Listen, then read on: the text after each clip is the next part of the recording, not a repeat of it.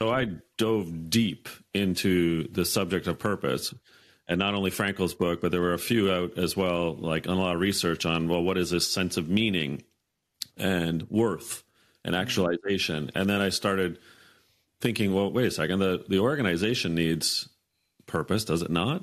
How are we going to be aligned to something?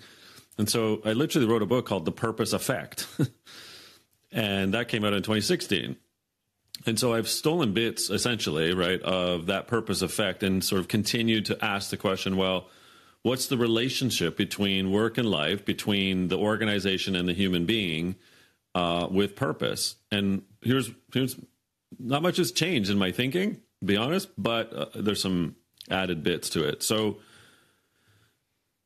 let's start in the organization with that question. I need to feel, if I'm a human being, and I'm getting paid by said organization, I need to feel that that organization stands for something more than profit, or in the case of public sector or academia, bureaucracy, so upholding their power.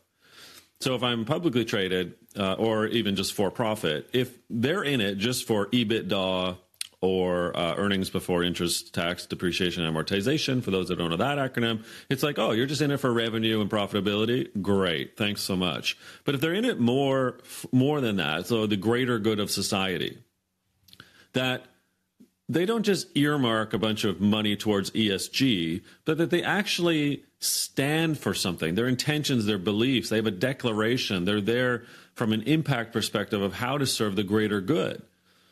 And I need to know as a human being, not an employee, as a human being, that I'm going to work for someone that does stand for something and is not in it just for growth or power or both. So that's sort of step one. So the organization needs to have and declare its purpose, but measure it and stand for it and give when it can.